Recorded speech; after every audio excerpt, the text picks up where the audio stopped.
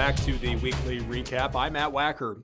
A family's search for a missing dog is about so much more than a lost German Shepherd. Triton was the faithful companion of Jesse Moon, a 20-year-old boy who died suddenly last September from seizure-related complications. According to his family, Jesse and Triton were inseparable, but when the family left to spread Jesse's ashes, Triton ran away. 3 months later, and after 5 confirmed sightings, the search continues for the last link to a boy who was loved by so many. The family is asking for your assistance in finding Triton. Flyers have been posted all over the Rolla community. If you've seen or heard anything, please contact the number below. Casa of South Central Missouri is starting the new year by recruiting 30 men in 30 days. Sounds risque, but the intention of this new campaign is to increase the number of male volunteers in the program by the end of the month. Casa has nearly 100 volunteers in 4 counties, most of which are female, leaving many children in foster care without a positive male influence. So if any of you fellows out there are interested, call Casa at 573-426-5437. Looking for other unique ways to volunteer in 2018? Alternative Hospice in Cuba can help.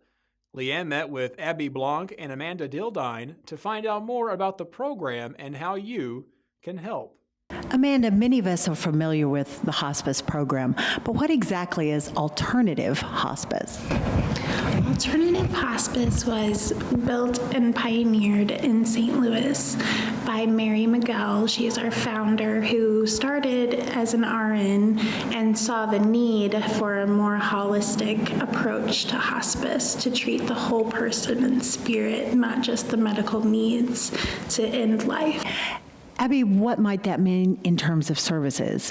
Well, one of the hospices, most hospices, do all the normal things, but something that differs from us is we do massage therapy, aromatherapy with essential oils. We take a holistic, natural approach to making sure that the patient is comfortable, pain-free in a spiritual sense. Also, we do vibration therapy, music therapy, touch therapy, just different things to kind of keep them comfortable in a natural approach.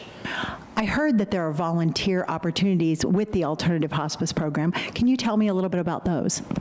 Yes, absolutely. We have a wonderful volunteer program where we seek people in the region who would like to help support families or individuals or hospice patients, either just by sitting with them and visiting with them, just giving them an essence of another person, a comfort, or even if they wanted to come and help in the office and do paperwork and anything in that nature, just anyone that has extra time on their hands. They don't have to have necessary certifications.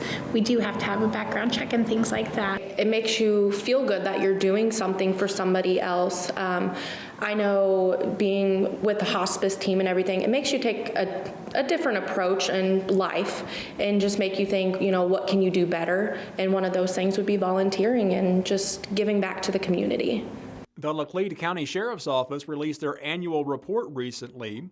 According to Sheriff David Millsap, serious crime in Laclede County dropped nearly 8% in 2017, the result of concentrated efforts to conduct better investigations and snuff out acts of violence. The Laclede County Detention Center booked over 2,300 inmates, and dispatch fielded over 12,000 calls. Millsap says he is proud of his staff's work in 2017, but surmises that room remains for improvement. 2 West Plains residents have each been charged with 4th-degree domestic assault after an incident in which a woman allegedly slapped and attempted to bite a man, and he reportedly threw a phone charger and struck her with it. When police arrived at the scene, Patrick Rishton told police that he and Amy Tyler Holt had been fighting. A witness confirmed the altercation. Both were arrested January 2nd and are scheduled for arraignment on February 5th. Missouri Pulling hosted the National Antique Tractor Pull Competition in Lebanon on January 6th. Drivers from across the nation gathered at the Cowan Civic Center to compete for prize money and a spot in this year's championship. I'm Carl Buckner. I'm president of Missouri Pulling, which is a National Antique Tractor Pulls. What this is, it's a qualifying nationwide event. We have tractors from all over the country here today. I think last count I heard we had like 320 some hooks going on in 2 tracks. Well, a hook is, a tractor can enter 3 or 4 different classes by changing the weights on the tractor. So, and some of them will enter 3 and 4 classes. And, the National Association has 5 different divisions. Division 1 is strictly a stock tractor. Division 5 has been majorly modified. Tractor still looks like a stock tractor. The newest tractor they can have is a 1959 model and older. We pay back percentage of entry fees, and depends on how many's in the class, how much they win. Most of them are, I'd say 98% of the guys are in it for fun. If they're in it to make money, they're in the wrong game.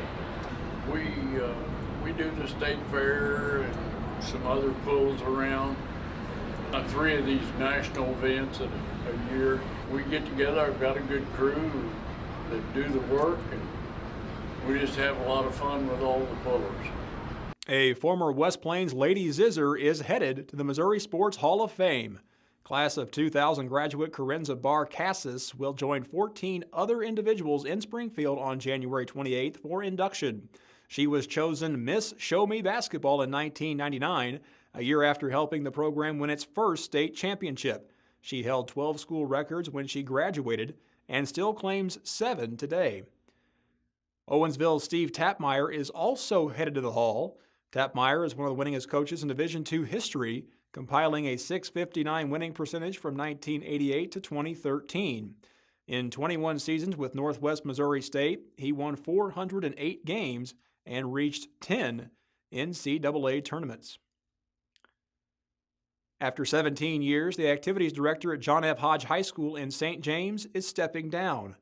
Phil West has assumed the dual role of activities director and assistant principal since 2002.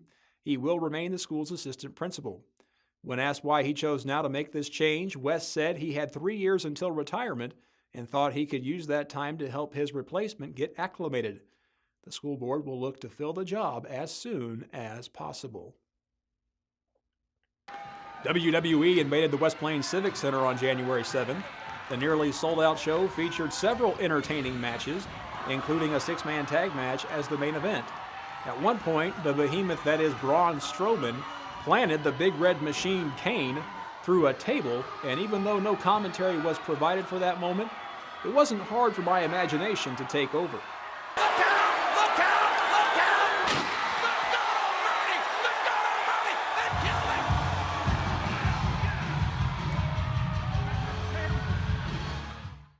The stylings of Jim Ross, ladies and gentlemen. Best in the business. That's all for now. Thanks for watching the weekly recap. I'll see you next week.